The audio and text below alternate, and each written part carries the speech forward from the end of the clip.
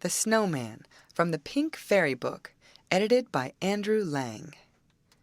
"How astonishingly cold it is! My body is cracking all over," said the Snowman. "The wind is really cutting one's very life out, and how that fiery thing up there glares!" He meant the sun, which was just setting. "It shan't make me blink, though, and I shall keep quite cool and collected." Instead of eyes, he had two large three-cornered pieces of slate in his head. His mouth consisted of an old rake, so that he had teeth as well. He was born amidst the shouts and laughter of the boys, and created by the jingle bells and cracking whips of the sledges. The sun went down, the full moon rose, large, round, clear, and beautiful, in the dark blue sky. "There it is again on the other side," said the Snowman, by which he meant the sun was appearing again. "I have become quite accustomed to its glaring. I hope it will hang there and shine, so that I may be able to see myself. I wish I knew, though, how one ought to see about changing one's position. I should very much like to move about. If I only could, I would glide up and down the ice there, as I saw the boys doing, but somehow or other I don't know how to run." "Bow wow!" barked the old yard dog. He was rather hoarse, and couldn't bark very well. His hoarseness came on when he was a house dog, and used to lie in front of the stove. "The sun will soon teach you to run. I saw that last winter with your predecessor, and farther back still with his predecessors. They have all run away." "I don't understand you, my friend," said the Snowman. "That thing up there is to teach me to run?" He meant the moon. "Well, it certainly did run just now, for I saw it quite plainly over there, and now here it is on this side." "You know nothing at all about it," said the yard dog. "Why, you have only just been made.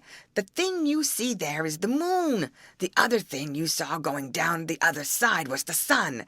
He will come up again tomorrow morning, and will soon teach you how to run away down the gutter. The weather is going to change. I feel it already by the pain in my left hind leg. The weather is certainly going to change."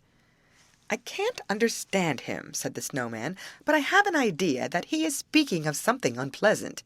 That thing that glares so, and then disappears, the sun, as he calls it, is not my friend. I know that by instinct."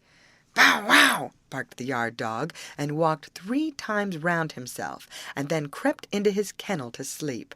The weather really did change. Towards morning a dense, damp fog lay over the whole neighborhood.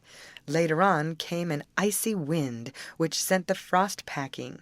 But when the sun rose, it was a glorious sight.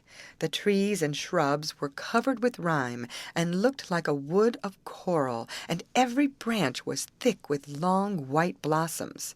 The most delicate twigs, which are lost among the foliage in summer-time, came now into prominence, and it was like a spider's web of glistening white. The lady birches waved in the wind, and when the sun shone, everything glittered and sparkled as if it were sprinkled with diamond dust, and great diamonds were lying on the snowy carpet. "Isn't it wonderful?" exclaimed a girl who was walking with a young man in the garden. They stopped near the Snowman and looked at the glistening trees. "Summer cannot show a more beautiful sight," she said, with her eyes shining. "And one can't get a fellow like this in summer either," said the young man, pointing to the Snowman. "He's a beauty." The girl laughed and nodded to the Snowman, and then they both danced away over the snow. "Who were those two?" asked the Snowman of the yard dog. "You have been in this yard longer than I have. Do you know who they are?" "Do I know them indeed?" answered the yard dog. "She has often stroked me, and he has given me bones. I don't bite either of them." "But what are they?" asked the Snowman. "Lovers," replied the yard dog. "They will go into one kennel and gnaw the same bone." "Are they the same kind of beings that we are?" asked the Snowman. "They are our masters," answered the yard dog. "Really, people who have only been in the world one day know very little. That's the conclusion I have come to. Now I have age and wisdom. I know everyone in the house, and I can remember a time when I was not lying here in a cold kennel. Bow wow!" "The cold is splendid," said the Snowman. "Tell me some more, but don't rattle your chain so, it makes me crack." "Bow wow!" barked the yard dog. "They used to say I was a pretty little fellow. Then I lay in a velvet-covered chair in my master's house. My mistress used to nurse me, and kiss and fondle me, and call me her dear, sweet little Alice. But by and by I grew too big, and I was given to the housekeeper, and I went into the kitchen. You can see into it from where you are standing. You can look at the room in which I was master, for so I was when I was with the housekeeper. Of course, it was a smaller place than upstairs, but it was more comfortable, for I wasn't chased about and teased by the children as I had been before. My food was just as good, or even better. I had my own pillow, and there was a stove there, which at this time of year is the most beautiful thing in the world. I used to creep right under that stove.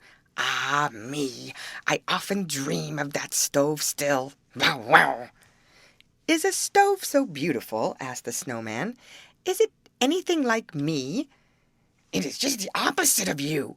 It is coal-black and has a long neck with a brass pipe. It eats firewood so that fire spouts out of its mouth. One has to keep close beside it. Quite underneath is the nicest of all. You can see it through the window from where you are standing." And the Snowman looked in that direction and saw a smooth, polished object with a brass pipe. The flicker from the fire reached him across the snow.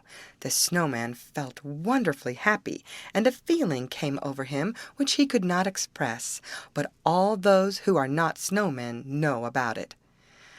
"Why did you leave her?" asked the Snowman. He had a feeling that such a being must be a lady. "How could you leave such a place?" "I had to," said the yard dog. "They turned me out of doors and chained me up here. I had bitten the youngest boy in the leg because he took away the bone I was gnawing. A bone for a bone, I thought. But they were very angry, and from that time I have been chained here, and I have lost my voice. Don't you hear how hoarse I am? Bow wow! I can't speak like other dogs. Bow wow! That was the end of happiness." The Snowman, however, was not listening to him any more. He was looking into the room where the housekeeper lived, where the stove stood on its 4 iron legs, and seemed to be just the same size as the Snowman. "How something is cracking inside me," he said. "Shall I never be able to get in there? It is certainly a very innocent wish, and our innocent wishes ought to be fulfilled. I must get there and lean against the stove, if I have to break the window first." "You will never get inside there," said the yard dog, "and if you were to reach the stove you would disappear. Bow wow!" "I'm as good as gone already," answered the Snowman. "I believe I'm breaking up." The whole day the Snowman looked through the window. Towards dusk the room grew still more inviting. The stove gave out a mild light, not at all like the moon or even the sun. No, as only a stove can shine when it has something to feed upon. When the door of the room was open, it flared up. This was one of its peculiarities. It flickered quite red upon the Snowman's white face. "I can't stand it any longer," he said. "How beautiful it looks, with its tongue stretched out like that." It was a long night, but the Snowman did not find it so. There he stood, wrapped in his pleasant thoughts, and they froze so that he cracked. Next morning the panes of the kitchen window were covered with ice, and the most beautiful ice flowers that even a Snowman could desire, only they blotted out the stove. The window would not open. He couldn't see the stove, which he thought was such a lovely lady. There was a cracking and cracking inside him and all around. There was just such a frost as a Snowman would delight in. But this Snowman was different. How could he feel happy? "Yours is a bad illness for a Snowman," said the yard dog. "I also suffered from it, but I have got over it. Bow wow!" he barked. "The weather is going to change," he added. The weather did change. There came a thaw. When this set in, the Snowman set off. He did not say anything, and he did not complain, and those are bad signs. One morning he broke up altogether, and lo, where he had stood, there remained a broomstick standing upright, round which the boys had built him. "Ah, now I understand why he loved the stove," said the yard dog. "That is the raker they used to clean out the stove. The snowman had a stove raker in his body. That's what was the matter with him, and now it's all over with him. Bow wow!" And before long it was all over with the winter too. "Bow wow!" barked the hoarse yard dog. But the young girls sang, "Woods, your bright green garments don, Willows, your woolly gloves put on, Lark and cuckoo daily sing, February has brought the spring. My heart joins in your song so sweet, Come out, dear sun, the world to greet." And no one thought of the snowman.